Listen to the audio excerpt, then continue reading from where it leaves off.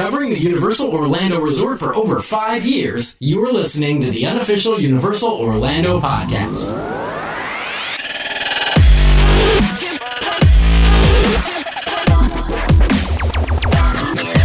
Hello, everybody, and welcome to episode 229 of the unofficial Universal Orlando podcast, featuring four very slightly, maybe not very, but slightly sick members of the show. So you can hear us all struggling to breathe in the background this afternoon. So I'm assuming that's Darren. How you doing, buddy? What's up, Internet?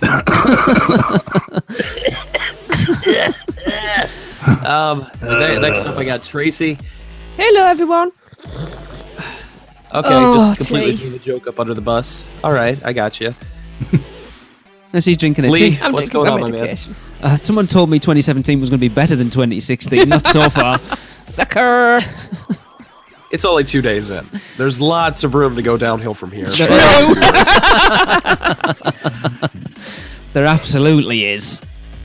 So, real quick, Lee, finally had a chance to check out all 3 parts of the podcast. Exceptional job. Well Thank you very done. much. You got a lot of positive feedback on that. We have. I've been blown away by the people that have got in touch with it. I'm really proud of it, actually. It's You come should together be. really, really well. It's our magnum opus, or at least yours. No, everybody was part of it. So it wasn't just me, you know. Yes, I was the one that put it together, but without everyone that joined in, it wouldn't be what it is. Just be you waffling. Which is what Which it is what we normally is. do. That's the rest of the year. Yeah, it could have gone that way. I mean, let's be honest. It was fun to I be think part of. 2017 should be the year of Lee pancaking it instead of waffling, just to Ah. kind of throw things for a loop. I wonder where you were going there. Or maybe it'll be the year of the Mickey waffle. No, Oh, well. actually, Actually. I've already started working on next year's holiday podcasts. Oh, yeah. And Don't you mean this year? this True, year. yes. Christ. And for people who are listening, we're not pulling the curtain back. You're pretty much pulling a Halloween Horror Nights now, huh? They have no Planning idea. as soon as the other one finishes. Absolutely, Yeah. absolutely. Well, yeah, I want to because I crammed those 3 episodes in from concept to finish in 3 months. So the next one's going to be different. Well, that's good because nobody wants to listen to the same one again. It'll be similar, The but same from a very but different. perspective, is all I will say at this point. I'm already putting my list of victims together as we speak. Victims. So Mickey Waffles, different perspective. You heard it here first, folks. Whoa. Oh, that's staying You heard in. it here first, folks. We're becoming a Disney podcast in 2017. I hope you guys are just as excited for this transition as we are. I've got my Mickey ears on as I speak. For the first year, Oh. they've actually got something going on there that you can talk about. What is your dress for Well, the not third this queen? year, really. Avatar Land. Well, we've got Rivers of Light and Avatar, but we got Annual lots Council of Designs. really cool stuff last year in 2016. So that's kind of the subject of this week. We are taking a look back at 2016's, the goods, the bads, the universals. Yeah. Let's stick with that. Well, everyone else has done it. We haven't done it yet, so we might as well ease us into the new year. Yeah. But I mean, I want to kick it off if you want. I mean, obviously the first biggest thing that happened last year was that land purchase, Yeah. which we're still not hearing an awful lot about. No, it's been good for speculation. Because I think, like, obviously a lot of people, and we'll get onto it later because we've got it in the list, obviously the Nintendo thing. A lot of people are expecting that to go into the 4th gate, as apparently it's going to be Rumours are called. very strong for it going somewhere else, though. Who was it in the producers club the other day? Was it? I want to say it was Todd, that he was watching some program that said someone dropped that it was going into the kids zone area. Was it Todd? Oh, yeah. I think. Um, Let's have a look. I'm not sure. Todd or Thomas? Yeah, Todd. I think it was Todd. Yeah, because he's like, how does he know that? And it's like, that's the massive rumor, but no one knows anything. Yeah, I think a lot of people say things like that, and yeah, we don't know until they actually say something. But I think as time gets closer, we'll have some better ideas of what exactly is going to go on. But I just cannot imagine it only being in that one little spot of Universal, and I can't imagine the next thing being another Universal Studios thing, It was Todd. as opposed to an Islands of Adventure thing. I think that's the thing that's got everyone sort of thinking, it's what theme are they going to do? It's got to be different from what they've already done. You know, you look at Disney with their 4 parks. Each one's a very different theme. Yeah. Even Islands of Adventure and the studios are very different. You know, what's that 4th park going to be? Completely in the dark. So it's. I think they're going to take just a very different route with it. I don't think they're going to go the traditional theme park route. Agreed. Just with kind of how far off it is from the main resort, I still think Islands of Adventure and the studios are going to be its main theme parks, and they're going to continue to expand on top of that. I just think they're going to go a very different route. Maybe more a la, instead of making another... Okay, I'll use this comparison. So instead of making another Islands of Adventure, maybe they go a little bit off the beaten trail and do something kind of like what Disney did with Animal Kingdom. Just completely do a different concept. Mm-hmm. It's weird, isn't it? Because it's difficult to think beyond what we know as, like you said, a traditional theme park. What is that next step for a theme park? Westworld. That would be cool. Without the killing and stuff. I've said this before. I don't know. Actually, I've seen Keep people on the toes. Westworld. I don't know whether we go down that route. I have mentioned Westworld before. Yeah. Just a full VR park is just like you just go in and it's just rows of chairs and everybody just sits down and you put on a VR headset and then you go through the park that way. Well, funny you should mention that. I think Tracy and I did a little bit of Christmas shopping not that long ago, and I was in the biggest sort of video game store in the UK is Game, original title, I know. And while we were in there, we got talking to the manager of it, and they were doing trials of the Oculus Rift, and I've been dying to try some proper VR for a while. So I was like, hell yeah, sign me up, I'll go and have a go. And it blew me away. I was... Yeah. The game that I played, I was stood on a platform shooting fireballs and with a shield and stuff, but then everything dropped away from around, so I was stood on like a circular platform and everything else dropped away into a fiery pit. Yeah, I knew I was in a shop, but I was walking up to the edge of where I was stood as if I was actually stood on the edge of that precipice. Yeah. And it was weird. It can be very convincing. The ones that they're using on the roller coasters right now are, I think, kind of rudimentary because they use like Gear VRs, which are what I have is just something like your phone goes in, as opposed to that Oculus Rift that's attached to a computer. So things that are more stationary, I think they can do some really amazing things with, but I think you're going to see the technology increase on the roller coaster type ones as well very soon. Yeah. I think one of the biggest things, and I think Hunter, you'll probably agree with me on this, especially with the Nintendo thing, and even from the concept art that they've already put out and the bump about that as well, is I think the buzzword with any new theme park's got to be interactivity. It's got to be more than passive experiences, I think, now. Immersive, interactive experiences. What that is, I have no clue. But I think people, to take it to that next step, you've got away from just sitting on a ride and watching things happen. You've got to be part of it. Very true. I don't know, because maybe I come from like the old class of theme parks, but for me, a VR experience is never going to be able to replicate the actual... Okay, so there are virtual reality experiences that you could find. I think someone in the Producers Club posted one for Jaws, and that's really cool at all that you could relive those attractions, but it's never going to compare to the physical location of you being there. Just like if I could ride my favorite ride, the Haunted Mansion, with a with a virtual ride headset now, that's cool.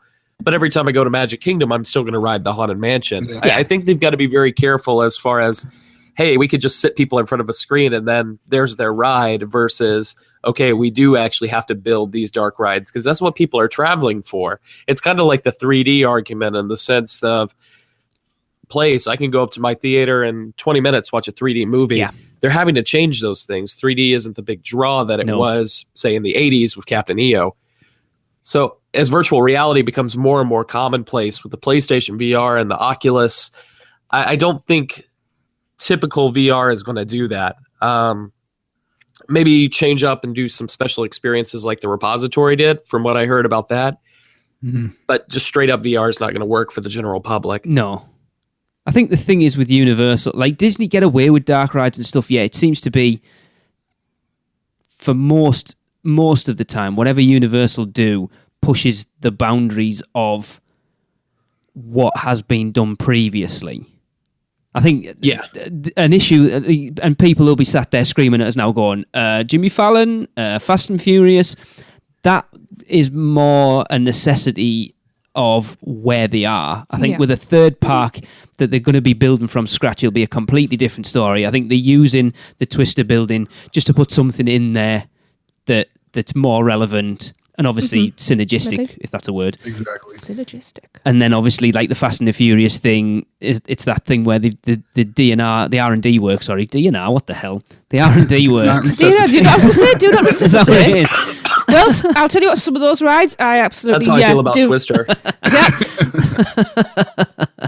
Yeah, but the R&D work's already been done on that, kind of like Kong was, and they'll bring it and expand it because they're just trying to put something in the space of a show and a ride that wasn't that popular. Well, they're essentially playing Tetris, aren't they? In the sense of they're just trying to fit in to what's already there. So they're kind of limited on what they can do, and I would have agreed with that until we saw Reign of Kong. Like, what they managed to fit in that little team member parking lot area / that unused part of Jurassic Park really blew me away. So I have higher hopes for what they could do with Fast and the Furious. I'm just keeping my expectations tempered. It's a little bit different than, if they had all this, if they had 450 acres like they do with this land we're talking about to play with. You've got to consider as well what they did with Transformers. Oh, yeah. It wouldn't surprise me if they did something like that, set that 2-level thing in Fast and Furious as well. Yeah. Yeah, if you look back and look at the old park maps and see the size of the Hanna-Barbera building and tell somebody that you're going to put a full-fledged Transformers attraction in there, with a motion track and everything, people would have been like, oh, you're crazy. Yeah. And it was like this little triangle of land it looked like, to begin with. And they just used a little bit more space around it and boom. But it's phenomenal, and it's Transformers, the Xena soundstage? Yes, it Well, was. Xena, sorry. Yeah, Hanna-Barbera was. Good. I'm just making sure. Yeah. No, you're right. But it's like, I remember riding it for the first time because it was me, Tracy, the kids, and Darren, and come off, and we were like, did anybody notice where the elevator was? And at that point, after that first ride, no one had a clue. I started looking for it after that. Oh, I know exactly where it is. It's pretty obvious, but if you don't know, as an average park guest who isn't like us, who's looking for that type of stuff and isn't looking behind the scenes all the time or knows the in-depth thing, I don't think anybody would realise that that's on 2 levels. No, I don't think they would either. Because it's done so well. I think with Universal Studios, I mean, we're already seeing drastic changes. Fallon will be open soon. I mean, it pretty much looks completed already. Yeah. I mean, Darren said when he did his VIP tour that the guy told him it was pretty much done. Yeah. So Fallon, and we saw the casting call. They're casting #Panda or something along those lines. Yep. So Jimmy Fallon's almost done. Fast and Furious is moving along. There's still so many other areas that have been rumored to receive overlays. Like, obviously, if Nintendo's going into Kid Zone, that's one thing. If we see Walking Dead going to Terminator, there's so much more they could do with Universal Studios, which makes me think that when we do see this stuff come to this new park, this fourth gate, as they're calling it, it's just going to be a very different experience outside of the normal 2 theme parks. Yeah, I know we're sort of really belabouring this point, but it probably is the biggest thing this year. What gets me, and you've kind of stumbled on it a little bit earlier. Islands of Adventure and Universal is the draw. That's the resort. They've got to do something that's really groundbreaking to get people to want to step away from the main resort into another park, to make the effort to go to a separate theme park away from the hub, because let's be honest, the resort is the hub. You've got all the hotels around it. Volcano Bay is going to be there. The 2 theme parks and City Walk. Then you're going to have whatever this is on its own down our drive. It's now this weird.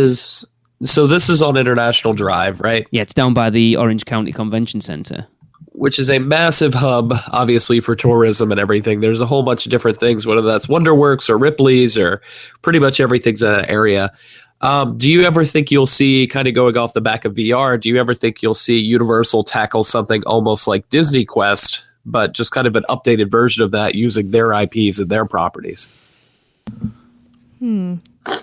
Because I'm thinking if that's such, like a touristy hub, something like that would make a lot of sense. Now, obviously, you're not going to use 450 acres for something like that, but that could be, universal experience. Somebody that does it, maybe is only visiting for the afternoon or something and doesn't want to shell out the money to go to one of the theme parks, they can still go get one of these top of the line universal experiences in a virtual style. See, I think to reach out to the fans of the parks, you could do retro studios. You've already said there's a Jaws one out there. Why not do retro versions of all the old attractions, like you said, just in like a Disney Quest type of thing? How big is that tract of land? 450 acres. Which is equivalent to? It's huge. Like you can fit the entire resort. If you do a little bit of cutting and pasting in different areas, you can fit pretty much the entire resort into that space. So you could see it is large. 2 parks, hotels, water park.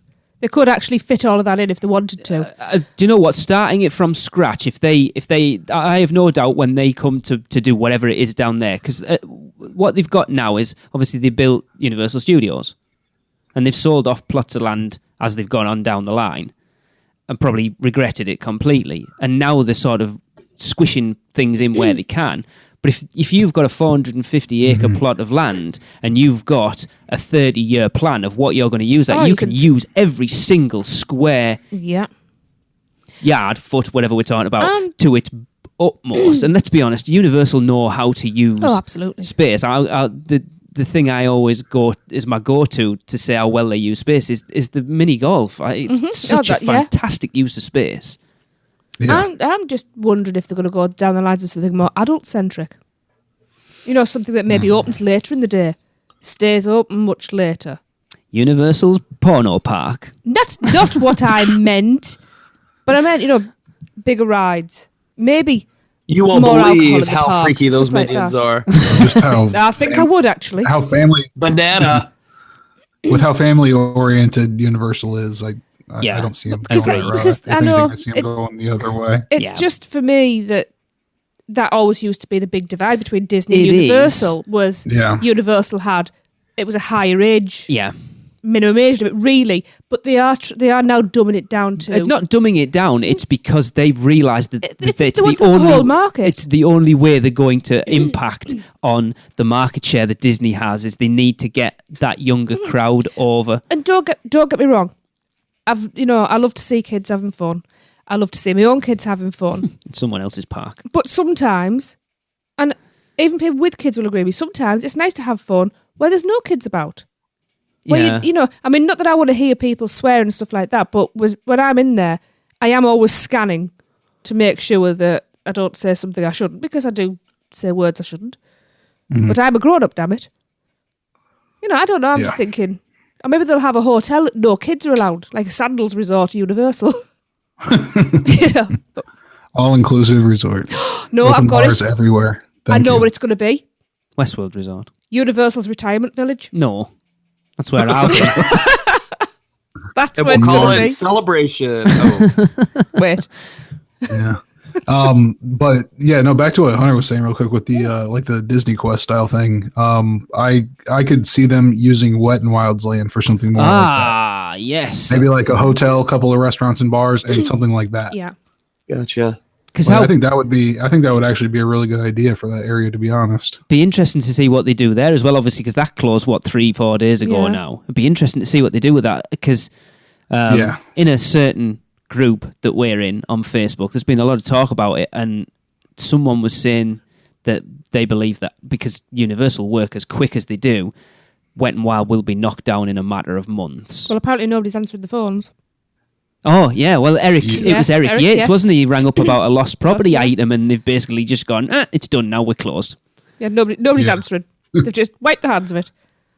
Yeah, it'd be better off trying to go through Universal for that, I think. But that's going to be interesting, because that's a really decent plot of land, again, right on that corner of iDrive and Universal Boulevard. Is the lake part of Wet and Wild, or is that separate? No, I would assume it's separate. I would hope so, because there's a lot of wildlife down there. Well, that's what we heard. You mean the lake in the center? Like no, the center the one that's on it, like backs on where all the hotels surround it.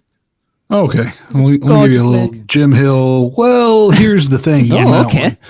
Well, the thing is, we heard from works at Universal, actually, when we were caught in a rainstorm and stuck under some awnings.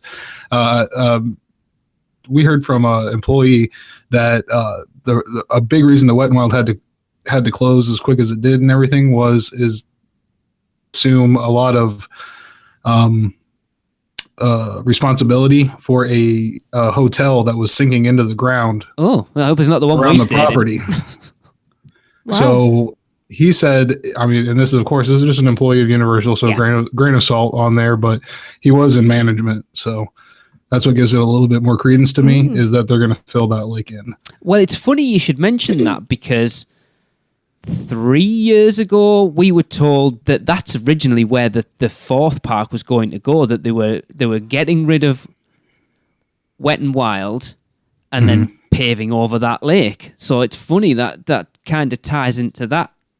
Yeah, and yeah, from what I heard, like that there's a tower hotel over there on around that property that had to shut down like half of the hotel because of it sinking in. So It wasn't the one we stayed in. The one we stayed in is around that lake, but I think that's all right. It's at the back end of it. yeah, Would have heard if they closed any of their towers. You would think so.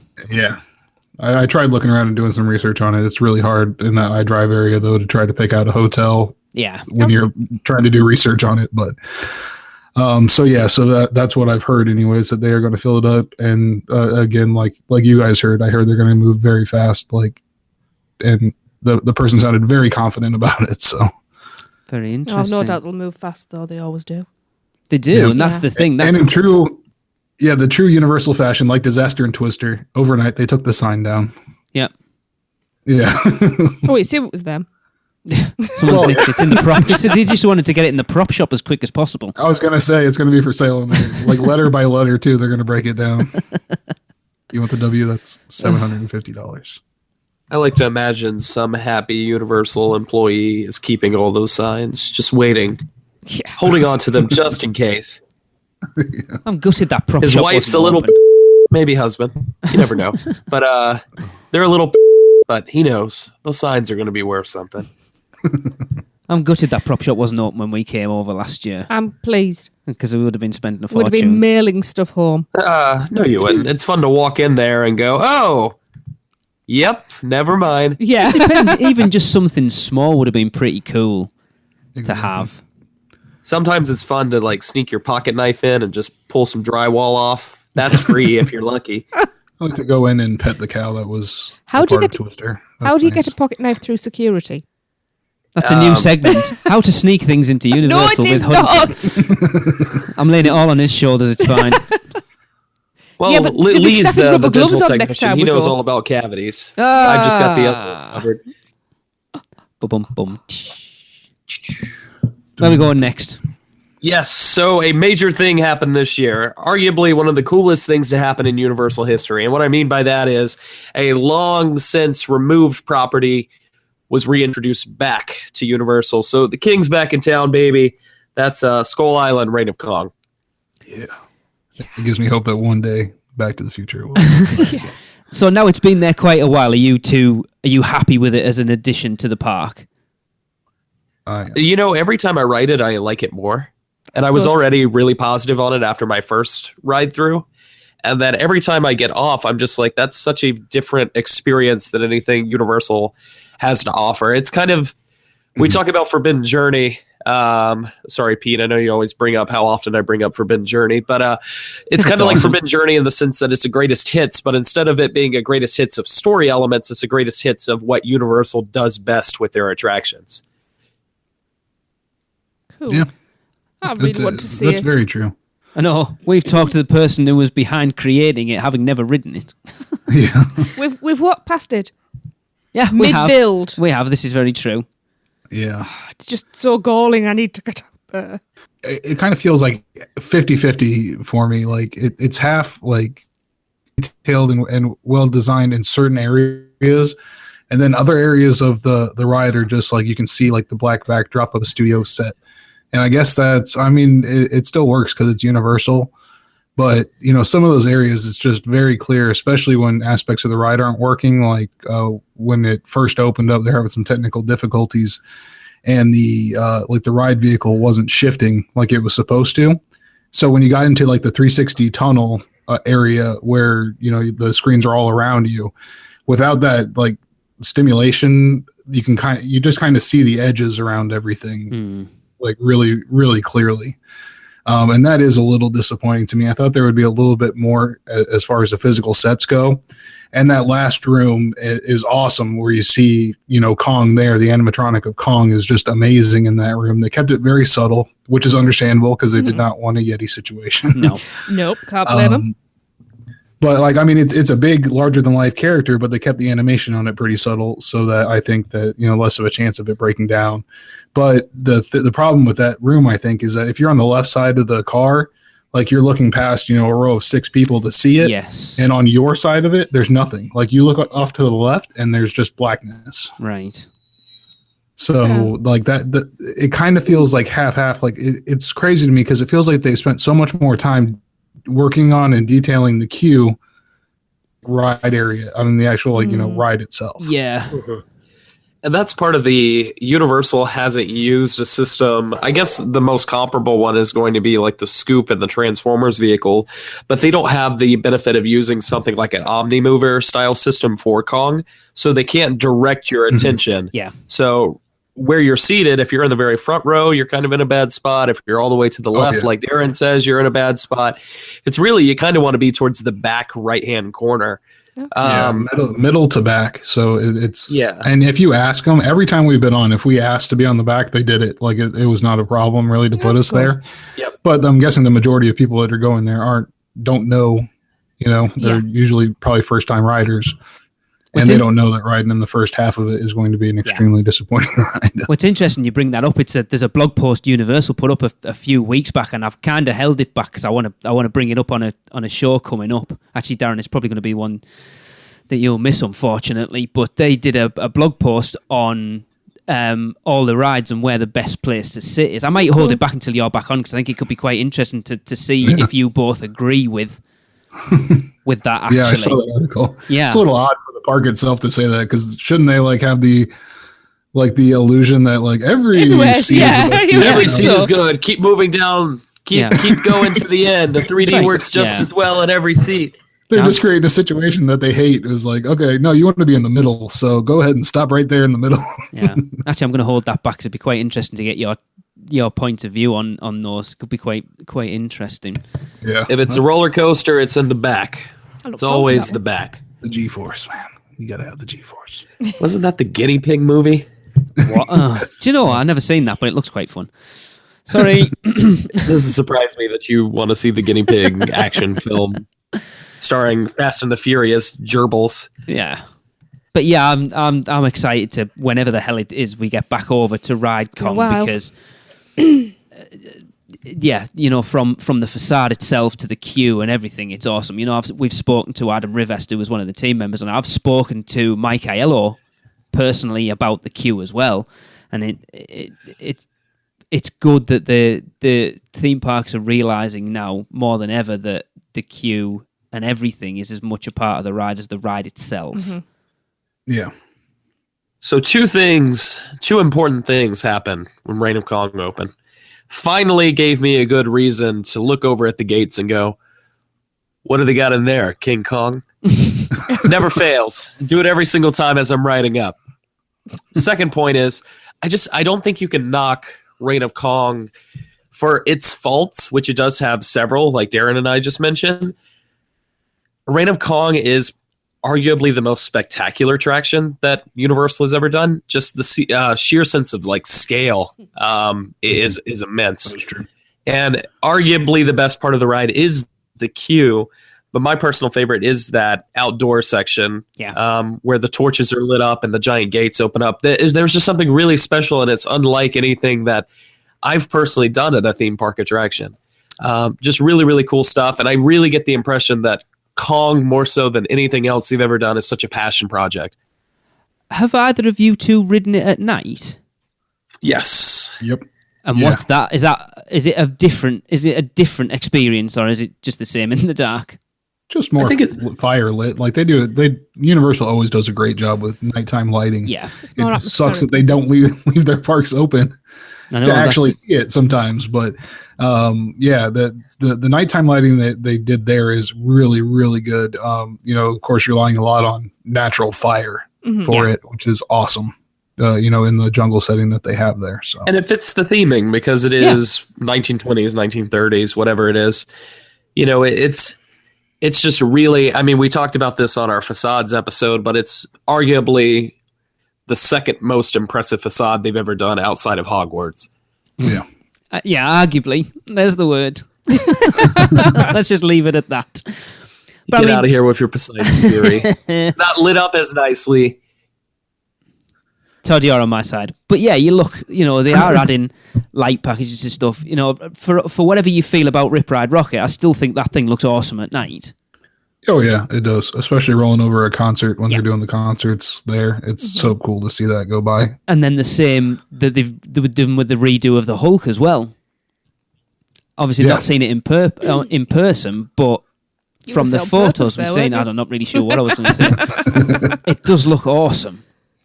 Yeah. Just a shame that the ride doesn't appear to be much different or better or anything. Yeah. A little bit of the same. It seems weird because... I suppose it means it's going to stay there for longer because they've just invested in it. But then from people I've spoke to and people I've heard, the ride's still rough as... So they've took the time... Are we getting into this story? Well, it's one of the big things that happened this year, that they took the time to rip that coaster down. They could have just retracked it. They didn't. They ripped the whole thing down and rebuilt it from scratch. And from all accounts that I've heard, the ride, it should be glass smooth, and it's not. It's still the same as it was.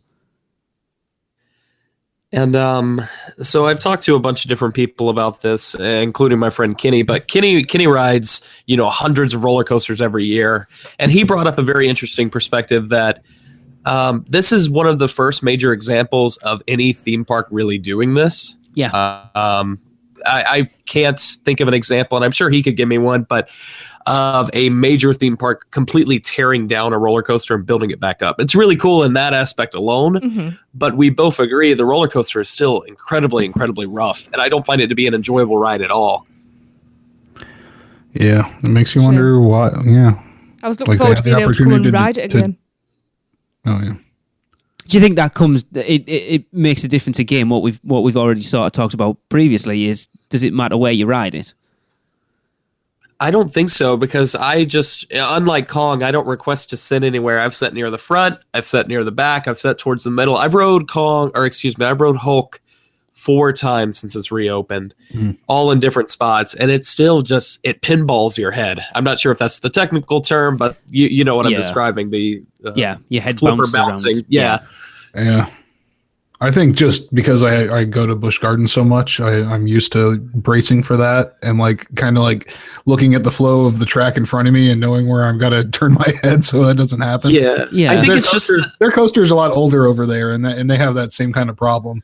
I think it's just disappointing for something to be completely rebuilt, and it's a brand new thing, and it still suffers from the same issues. Yeah, it's true. Yeah, and it's really surprising, and it's odd. I don't know. Does that just mean that it's the placement of where it is secured to the ground? Is that something that is causing it? I don't know. You've got to ask the question then. If the ride's no better than it was, why go to that effort? Because you can kind of say, right, this is the beginning of our redo of Marvel Superhero Island, which I think we can all agree is coming. Mm-hmm. Yeah. Well, someone brought it up recently. They were like, so why would you put all this money, these hundreds of millions of dollars or whatever? Because it's who's the manufacturer of Hulk? B&M. B&M supposedly is one of the most costly roller coaster manufacturers to work with, just because they put out a good product. Have been better utilized in retrospect into retrofitting the entire land instead of just redoing this one attraction.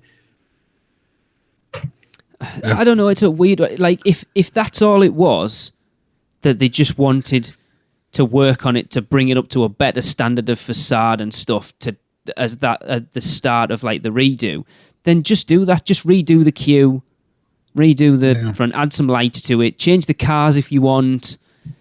I had high hopes for the queue in particular. Boring, and I think that part of the trouble is that, especially after seeing earlier that summer what they did with Rain and Kong, which is awesome, to go back into Hulk and just see, hey, it's cool that you added this one thing, but now there's just a bunch of dead empty space, kind of like it's always been. It's just, overall, it was probably my biggest disappointment as far as was considered this year. It's a strange one, because like I say, I was quite, like Tracy mentioned, she won't ride it because of how rough it is, and she was hoping that, because I love the ride, it cripples me.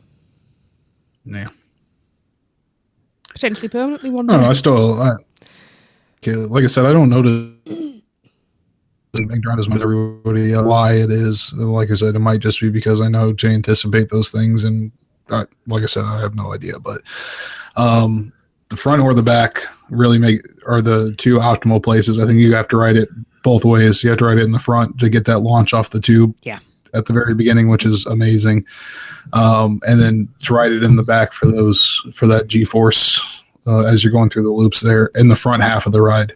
The back half of the ride is still extremely disappointing to me, and it will always be, I guess, because it's just a lot of break hills and slow downs back there that are just really disappointing compared to the front half of the ride. Yeah, it's very front loaded. Yeah, without a doubt. I know Tim Grassy always complains as well that back half is, you can see employee parking lots and all the rest of it, and breaks that illusion. It's the same problem Rip Ride Rocket has for me is that second half is just not fun.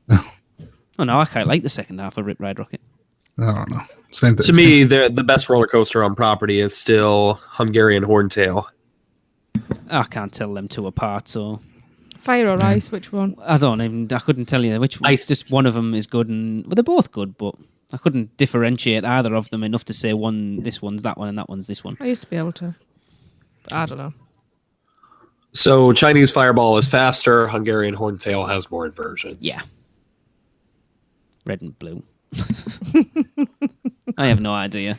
I don't take that much notice. I'm usually worried about the headache that's coming. Oh, you just gave me a great idea. Red and blue. Conspiracy theory confirmed. Dueling Dragons is leaving Wizarding World and going over to Nintendo for Pokemon.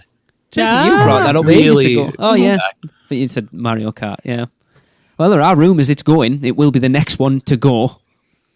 Just very strong rumour, actually. That's what I'm going to be very interested to see what goes in its spot. There's a lot of land over there. Yeah, it's massive. You think the queue... Huge. Yeah, the queue itself, the footprint of the ride, it's massive. Yep. And like you say, I think we talked about it tons, that ride never garners a wait. I think when we were over last year, Jesus, it wasn't last year, was it? It was 2 years ago. That's horrendous. I don't think we queued longer than 10 minutes for it. Yep. No. And the parks were fairly busy. And that was just walking through the queue to get there. Pretty much. Yep. Yeah. It's a shame, really, because that was one of our favourite rides the first few times we went to Islands of Adventure. I remember running over there first thing in the morning to get front row on both of them. Yep. When it dueled and you timed it right and you got you and friends or family members in the other coaster and you actually crossed, it was so cool. It was awesome. Cool. That was probably one of my favorite experiences of IOA. But So speaking of your next time coming out here, Lee. Oh, God. Something happened this year. Last year. Well, yeah, you're kind of right. It's still this year because it's January. It'll be next year come April, I think is when I'll finally make that transition. Next year. I kind of want to wallow in 2016. So Sapphire Falls opened up. Right. Which, thanks to the podcast, I did get to stay at. So thank you so much for that. You're welcome. I still haven't even been over there. No, it's not somewhere I would rush to stay, to be honest. It looks nice, but I would rather stay at Cabana Bay. I'd like to go and have a look round. Yeah. If we were going to stay at a hotel on site that didn't include Express Pass, Cabana Bay would be the one I would look at more. Yeah. It's a super pretty hotel. And I think most importantly, I mean, if you want to hear my detailed thoughts, go back and check out that episode. Lee, I'm sure you've got a number somewhere. Give me 2 minutes. We could link it or whatever. But Sapphire Falls, more so than anything, kind of rekindled my love for Universal. And what I mean by that is not that I had fallen out of love with Universal. It's more so that there's something very, very different about staying on property at Universal. There's something different about being able to walk downstairs and within 5 minutes, I can be at the gates of Islands of Adventure. Everything is so compact and it's so tight at that resort to be able to say, hey, I'm going to go downstairs. I'm going to go grab a meal at City Walk, see a movie, and then go back to my room or check out the pool for a little while. It doesn't feel like staying on property at Walt Disney World would, unless you're staying at the really high-end resorts, which are connected via the monorail or whatever have you. Just because everything's right there in that close vicinity with each other. And just being able to see the parks through more so of a touristy eyes instead of a local eyes, that really kind of rekindled and sparked that love for me. So I'm very grateful for my stay that I had at Sapphire this year. I think that goes for all of the hotels around, that it is that proximity to the parks. It doesn't matter where you stay, even Cabana Bay. I think if you walk across the bridge thing, it's only a 15-minute walk. But like, we stayed at the Hard Rock last year. Last year was 2 years ago. I can't get used to saying that. No. Literally for two reasons. Because we wanted to stay on property for Halloween Horror Nights, but we wanted to stay somewhere different from the Royal Pacific and somewhere that was closer to the parks. And we left Halloween Horror Nights and we were stood in our hotel room in like 10 minutes. You can't, you look at Disney, it doesn't matter. Like, even if you're staying at one of the monorail resorts, you've still got that chew of having to fight all the people onto the monorail to go to the Contemporary or whatever. It's a ball ache. We had a nice relaxed walk back. Yeah. Yeah. Very true. Not a lot to say about Sapphire Falls, but Halloween Horror Nights 26. Yeah. It was a solid year, not as good as previous years, but it was a decent Horror Nights. Darren, it checked all the boxes. Can I ask you a quick question then, right? Does your opinion of Halloween Horror Nights 26, is it tainted by the fact that Halloween Horror Nights 25 was such a good year? Probably, but also at the same time, 26 had a little bit of a disappointment in that two of the houses were, I think, very underwhelming as far as things go. Krampus and Chance. Yeah. Chance's house, and Chance was supposed to be the icon. I think what happened is everybody got excited and caught up, even in creative, and this can happen to even the best. But I think they got a little bit caught up in the whole Jack and Chance thing last year and how well the Chance character was received on stage. Yeah. And then decided, oh yeah, we could do a character on this, and then realized, you know what, she does not really have much of a backstory. Yeah, what an awesome idea to pull Chance out of Jack and give her her own, but we didn't actually think what we were going to do with her. Yeah. Which is a shame. Of course, it was the one major problem. We weren't there. That we weren't there. I think that just spoiled it for everybody. Darren, do you think this is more of a year that symbolizes a turnover for Halloween Horror Nights as a whole? Or do you just think that the event isn't changing drastically? It was just a little bit of an off year. I think it was a little bit of an off year with it. I think, a lot went into 25, and I think this one kind of tripped a little bit as far as things went. You also have to think, the creative team is transitioning. Mike Aiello has moved out of the primary role, and Patrick Brilliard's come in. Mm-hmm. And Patrick is a great guy. He's a brilliant guy, and I have every faith in him that he's going to do really good in the future. But this was his first real run, at the reins, and you have to give him a year. Yeah, absolutely. You're losing someone who, let's be honest, he is Halloween Horror Nights. Yeah, and I think unfortunately for him, he got caught up in the year that they thought that they can make Chance a main character, and it just did not work out very well for him. I don't think at all. There's always going to be hits. There's always going to be misses. I think, you know. But then at the same time, the Exorcist house was amazing. The Halloween house, even being like a sequel kind of house, was really, really good. You know, they did a lot of good things this year as well. So with what they had, and then their originals, again, they have knocked it out in the past, and they will continue to do that with, you know, like Tomb of the Ancients was amazing. Yeah. I think a lot of people had that, you know, at the top of their list or very close to it. So, Hunter, what was your number one last year? Last year, meaning 25 or No, 26? With 26, my favorite was actually Ghost Town, Legend of Lightning Gulch.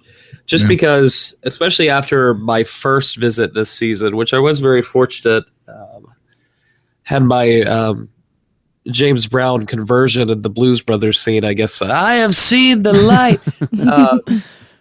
But I think more so than anything else, this year taught me that Halloween Horror Nights, I'm just not the type to really get spooked at these sort of things. Yeah, I'm the same. Which was surprising to me. You learn a little bit about yourself every year, I guess. But what was important to me is just to go and say, wow, this is just super impressive on a technical level as far as what they are doing here with Halloween Horror Nights. They've won premier Halloween event, I think, 9 years in a row. Yeah. And for good reason. But Ghost Town, more so than any other house, except maybe American Horror Story, but those two were my top two. Yeah. Just the immense sense of scale and what they build up for a month and a half period just to knock it back down is amazing to me. Like, it's kind of ridiculous in a way just because it seems wasteful, but just really, really blew my mind this year, and which I had a great time at 25 too. It's just we did 26 way more times than I did the previous year. Well, obviously 25 was like your first year. You were getting used to it. 26 was you going full on because you knew what to expect then. Yeah, and 26 actually threw more of a wrench in that, because keep in mind, we only got to do, I think, 4 houses that original year. It was the 25 Years house, Purge, American Werewolf, and excuse me, I'm forgetting the last one. But these houses were so very, very different as far as their style. I think this year in particular, and this might have rubbed some of the old people the wrong way, there wasn't as much scares as there were just fully enveloping you in the set design. There's some that I feel a little bit different about that. Like, I think The Walking Dead was actually a pretty scary house, which kind of threw me off guard. But, you know, that's going to vary per person. Hunter, did you just say you were rubbing the old people the wrong way? Rubbing the old people? You said you were rubbing the old people the wrong way. You know, sometimes it's the right way, sometimes it's the wrong way. I like to throw them for a loop every now and then. Darren, was Texas Chainsaw your favorite then?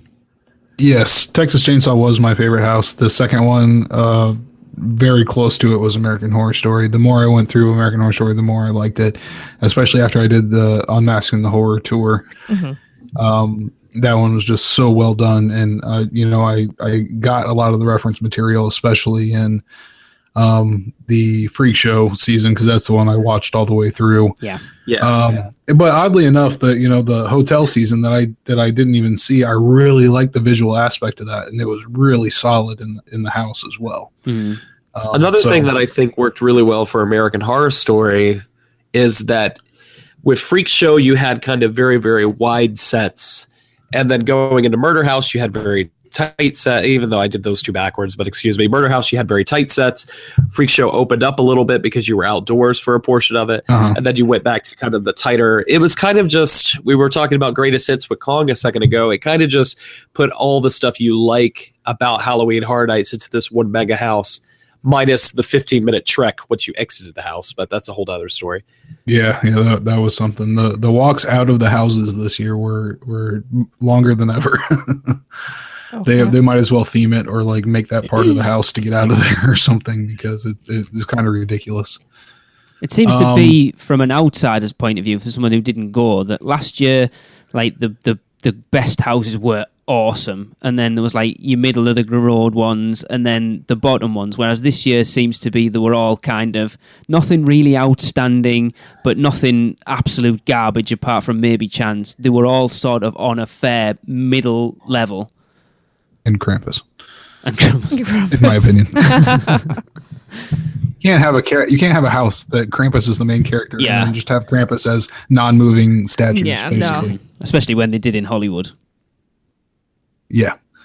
That was really disappointing to me as far as that went. But yeah, I mean, I definitely see that after 25, it was really hard to top or do anything like that. So they might not have put the effort in to do that. Put the effort in to do a good show and put everything across very well. Academy of Villains was a huge surprise and turned out to be, I think, a lot of people's favorite part of the event. It was really cool. Incredible show. Yeah. I honestly think it was the best show that Universal's put on during Horror Nights. I liked it way more than Bill and Ted, and I think it even edged out Jack's show last year for me. Wow. So. Now, does that speak volumes that it's not their show, it's someone else doing it? Technically, they didn't put it on. Well, yeah. I mean, the Universal, from what I know, Universal show team kind of worked a lot on the set that they worked with and the video production and everything that they did. So I think they still had a lot to do with it. Cool. When you and Bill and Ted have your main villain as a Star Wars character, and I completely trash your show, there's a problem there because you're given an unfair advantage, and you squandered that opportunity. Yep. So this year I'm holding it to a higher standard. I expect it to be better than 26. So. It'll be interesting, I think. Very. Yeah. Because it must get difficult every year to try and do new properties, new stuff, and to keep it fresh.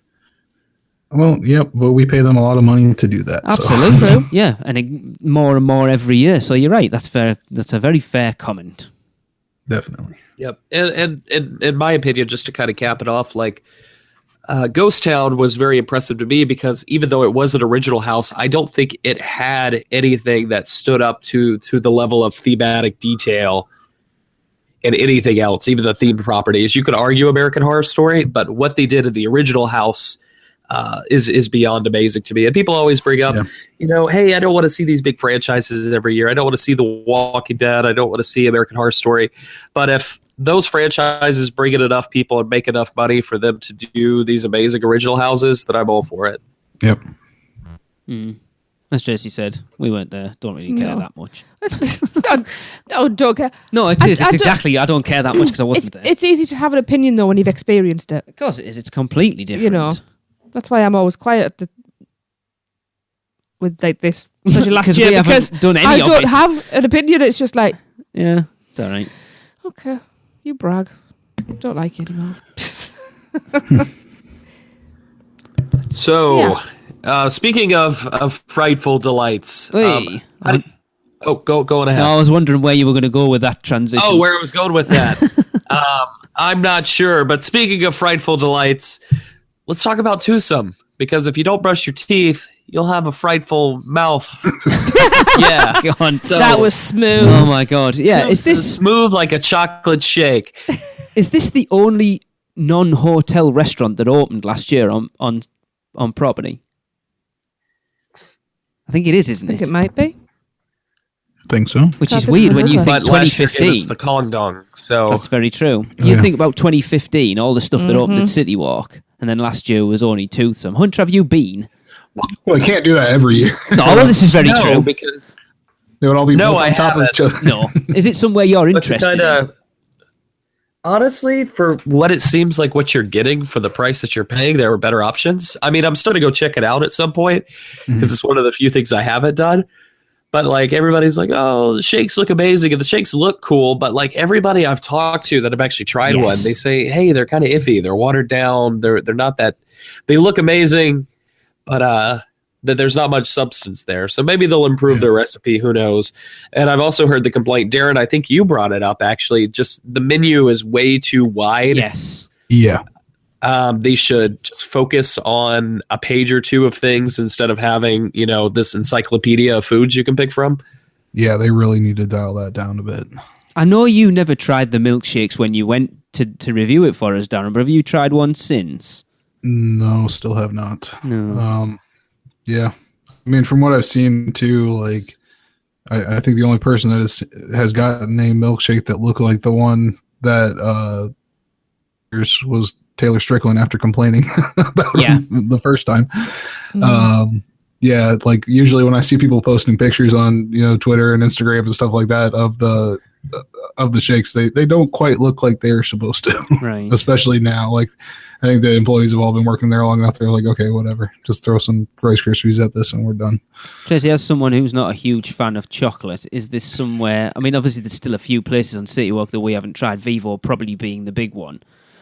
Is this somewhere you would mark out as somewhere you would want us to go, or is it like if we've got a spare meal time and we haven't been, we'll maybe check it out? I would like to go, but I won't necessarily have a milkshake because. No, I mean in general. No, I think I'd like a to lot go. of the It's a food's steampunk chocolate aspect. based, isn't it? Yeah, but it's not that I hate chocolate.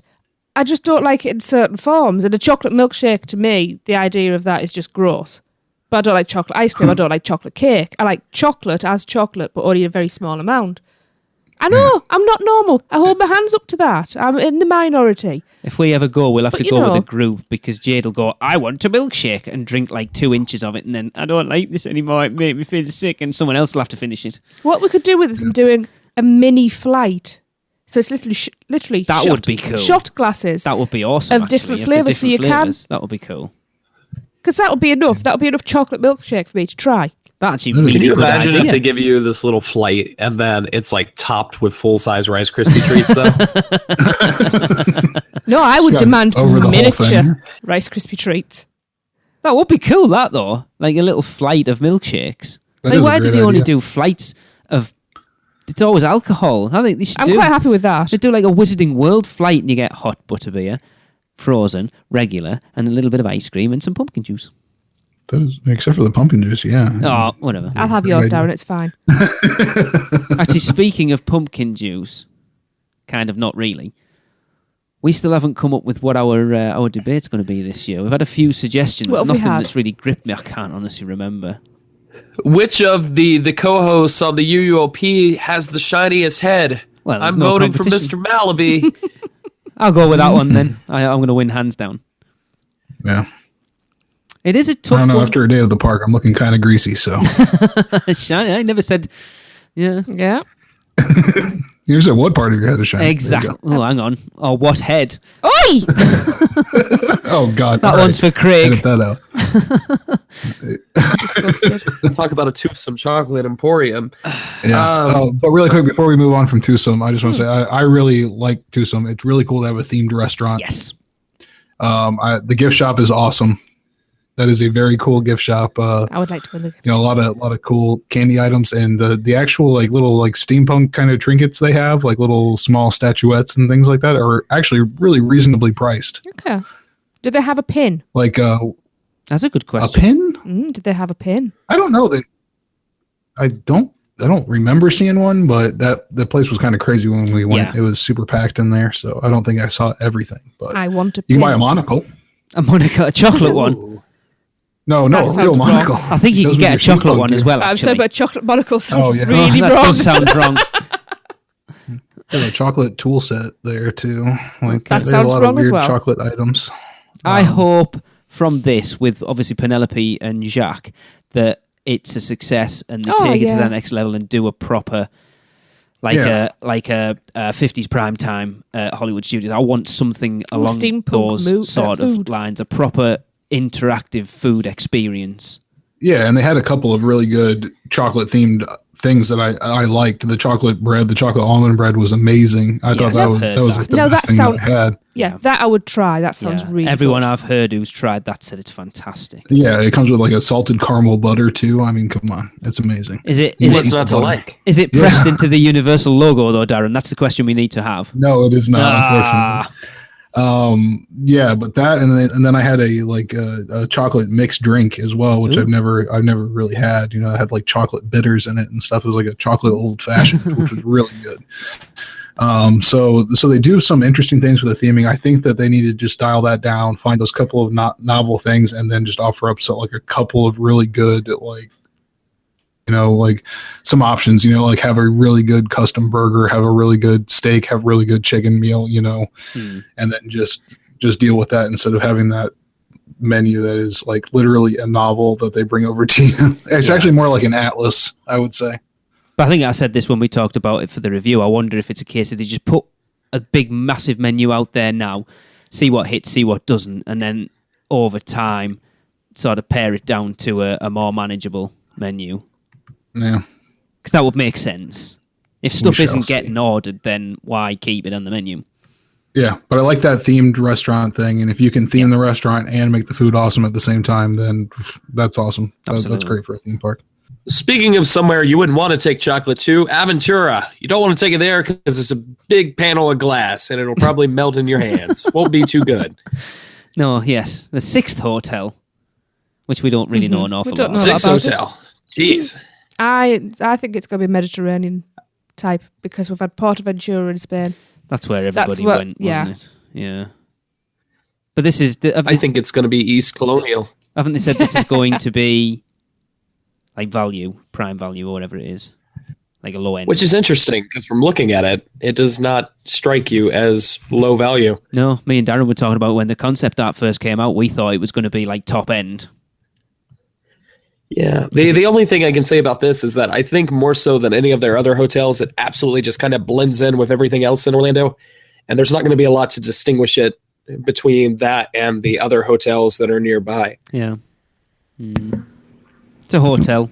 But something that will be heavily distinguished from things that are nearby, Volcano Bay, baby. Oh, put it this way. We were sat watching TV the other night and the Universal TV ad came on over here, and Volcano Bay is a massive part of that commercial in this country, and it looks phenomenal. Made my heart race a little bit faster, this time for a good reason. And we're not water park people, but it looks stunning. Oh, I want to give it a splash. Bum. I haven't got my phone attached. It does look cool, and I think it's, again, if they want to compete with Disney, it's something they need to do. It's giving people another reason to stay on property and put that extra day in there. Definitely. Yeah. Mm-hmm. Yeah. You want to... Yeah, I don't have a lot to say about Volcano Bay. No, there's not a lot to say at the moment. Obviously, we've got the mention of the first sort of their magic band thing, the Tapu Tapu. It'd be interesting to see where that goes and what the full impact of that not only has in Volcano Bay, but as a resort-wide thing, because I'm a firm believer that this is the start of that coming to the parks. Yeah. Even if they do that, like use it like they use the guest assistance cards, like go there, get a return time, and then, spend that time. It makes so much sense for the park too. Spend that time buying food, buying merchandise, walking through stores. Even if you just grab a drink and go and sit somewhere, you've still spent a bit of money. When you're sitting in line, you're not spending any money. Exactly. And that's why Disney did what they've done to get people out of those lines and spending money in the shops and what have you. Yep. So... Yep, I definitely look forward to that. And I don't know, the more details that come out, like I said, the last time they came out with the wave of details, it got me a little bit excited about it. So maybe I'll go to a water park. We'll see. Wait. We're going to see what happens. Yeah, go on. We'll mention this, like the Secret Life of Pets float. Looks pretty cool. It's cool. I saw the video of it. It's interesting. There's one up on our YouTube channel. If you haven't watched it, youtube.com/UUOP podcast. It's pretty awesome. I just don't know who put so much behind that movie, because I haven't personally seen the movie, but everything I've seen about it and around it and about it just makes it just feels so lifeless. It's a cash grab.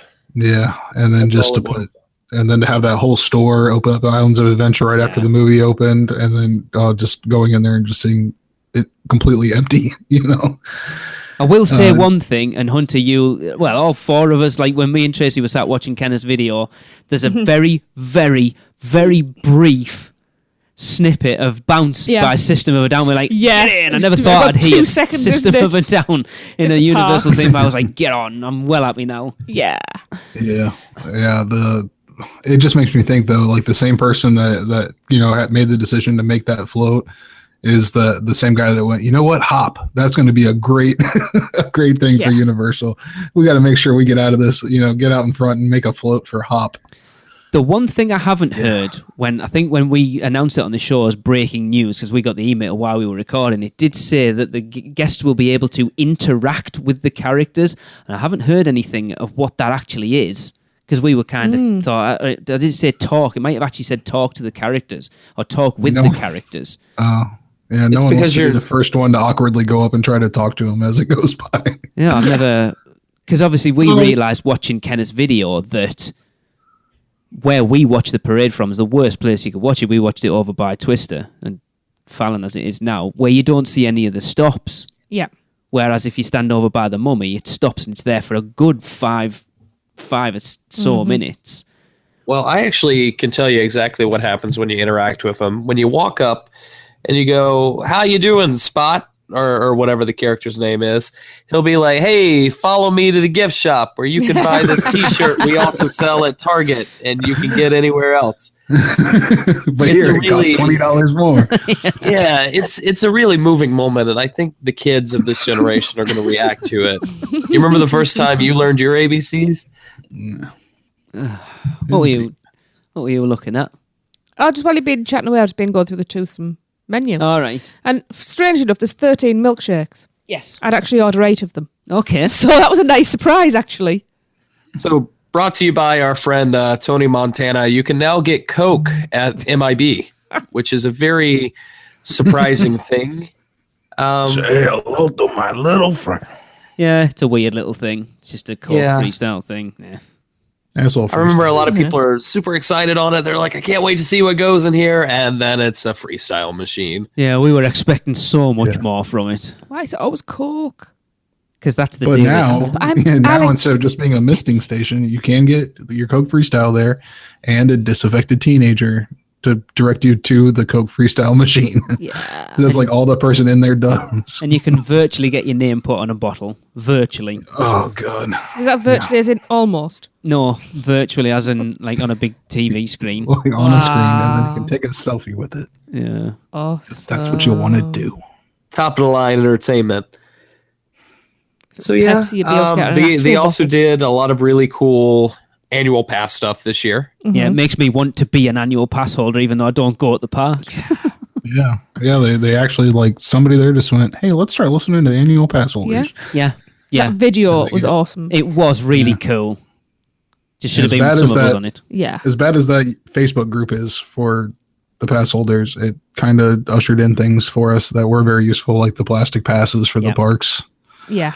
Which just made a lot of sense to have. Unfortunately, though, it's totally killed my love for lanyards. I do not want another lanyard because I can just keep my card in my wallet now. Yeah.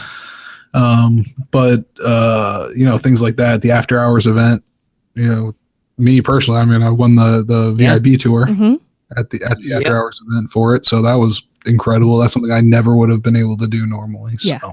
It's cool. Yeah. A lot of cool appreciation stuff. And it looks like it kind of is bleeding over to other parks that shall not be named because they did such a good job with it, I think. But you look at their social media team overall. I know Matt Korn, who's taken over their UUOP stuff, he's doing a fantastic job over there. I've chatted to him quite a bit. And then the same with their Twitter team of this year have just been phenomenal. Yeah, it seems like somebody told them to dial back a little bit as of recently. I haven't seen as much of that interaction as lately, but I think they got a little deep into it, to be honest. But it's been awesome. Yeah, for the most part, it was really cool. Yeah, they've got a personality. Their Twitter account has a personality. It's not just, "Oh, well, thanks for visiting us," or you can find out at guest services. They're actually having a laugh with people and interacting, and it's great to see. It's took them long enough. Thanks for finally following us. So it took you nearly 6 years. But yeah, it's great. Everything that Universal are doing is out. I'm sorry, I know everyone thinks I hate Disney, and I don't, but whatever. But they're outdoing them in every department, I think, at the moment. Yeah. Well, and what's funny is I'm sure you don't follow the Disney Twitter as closely as the Universal one, but they have started doing it very lightly. Okay. I shall say. Right. But you can definitely tell there's a little bit of an inspiration from Universal for that. And like I said, also, Disney taking a book out of that, making something Universal doesn't have right now, but I'm sure might come up in the future, is annual pass holder lines to get into the parks. Yes. Because everybody knows what they're doing. It makes sense, Yeah. And then, Disney upped their discounts for pass holders for this stuff too. So I think they saw the appreciation stuff that Universal was doing and saw how much of an impact that does, with the locals. And it makes a big difference because the locals make up a big chunk of park attendance. Absolutely. no And especially at your non-vacation times as well. Yeah. So, for Universal to do that and then for Disney to kind of copy them on it is pretty awesome. Yeah. Yeah. Yeah, that shows how far they've come. Yeah, for sure. Hunter, let's wrap this up with that Nintendo stuff because we haven't talked about this Nintendo stuff yet, really. So, speaking of wrapped up, just real quick, Wet n Wild is wrapped up. It won't be here much longer. Do not enter.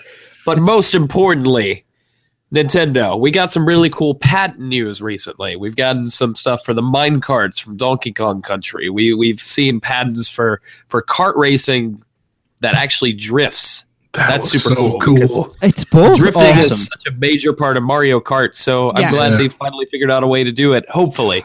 Yeah. These are just patents. Doesn't mean anything's coming over. Nope. But I've got high hopes for Nintendo Land. I just really kind of hope they don't try to shove it into Kids Zone unless there's a lot more space back there that I don't realize. Yeah. Agreed. Yeah.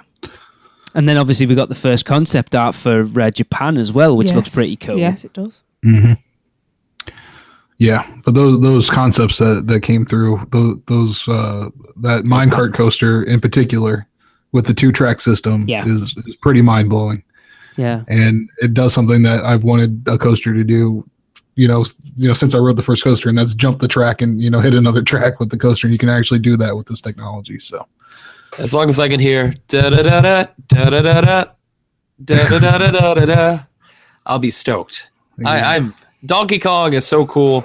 And the nice thing about doing Donkey Kong is Donkey Kong kind of touches into Mario territory, so they can do something like this. Yeah.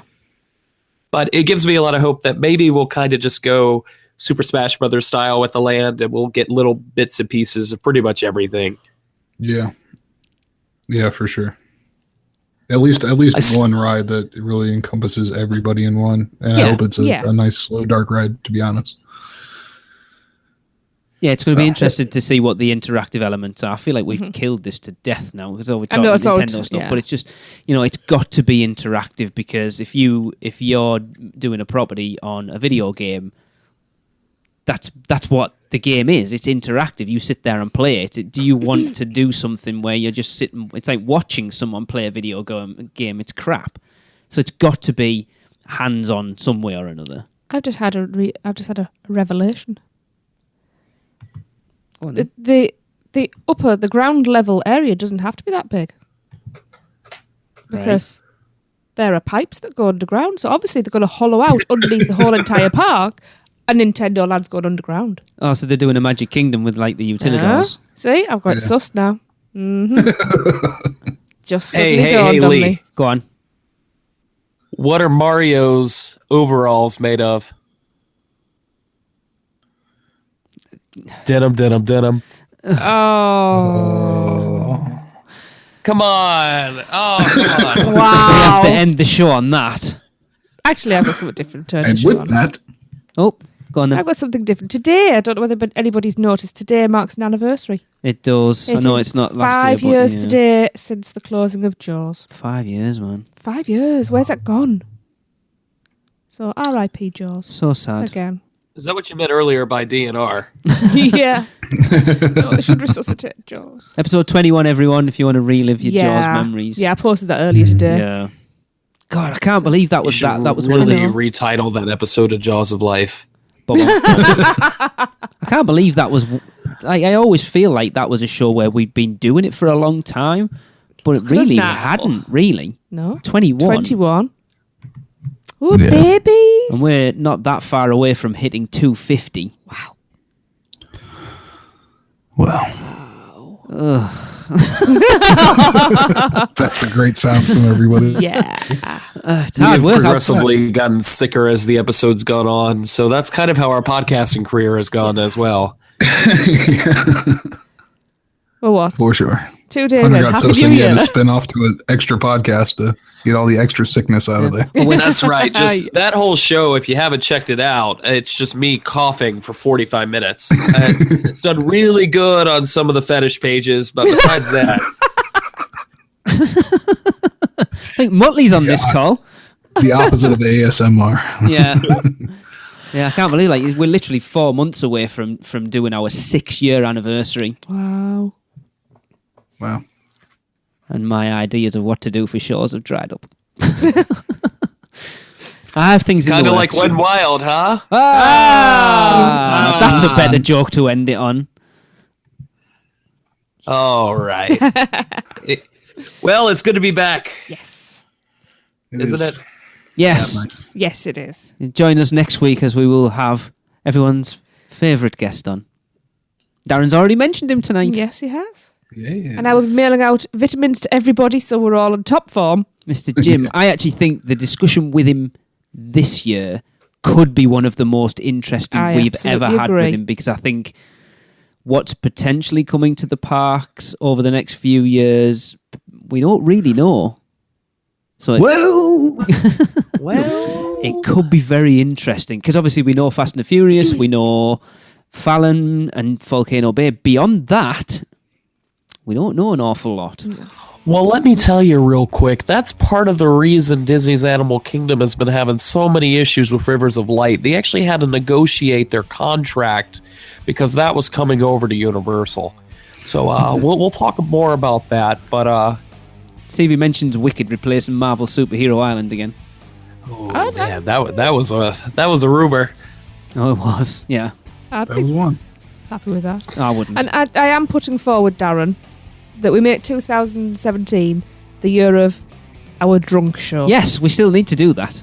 Oh, I was going to say the yeah. year of sobriety. Are we not going with that? Hunter, you and I do that every year anyway. I'm still waiting to have my New Year's drink. This is very true. Do it next week when Jim's on. That could be fun. No, well, I was going to say I get talkative when I have a drink. Exactly. That could be, yeah. No. Yeah. No, I'm too respectful for that. You won't get a word in anyway. We just have 2 streams of yammering. Do I reckon we'll do the... Just put one in each ear, like binaural. yeah! I could do You that. guys know we haven't ended the show yet, Me and right? Tracy in one, Jim in the other, just. Anyway, right. So, for all of us here at the unofficial Universal Orlando podcast, for me, for Lee, for Darren, and Tracy, this has been episode 229 of the unofficial Universal Orlando podcast. Happy New Year.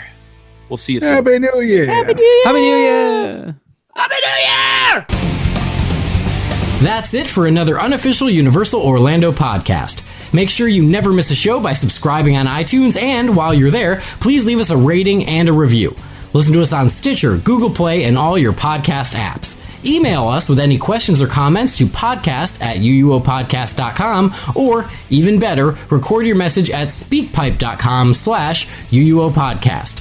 Follow us on Facebook, Twitter, Instagram, YouTube, and Pinterest, keyword UUO Podcast. Check out our blog for even more content at uuopodcast.com. Well, that's a wrap. See you next week.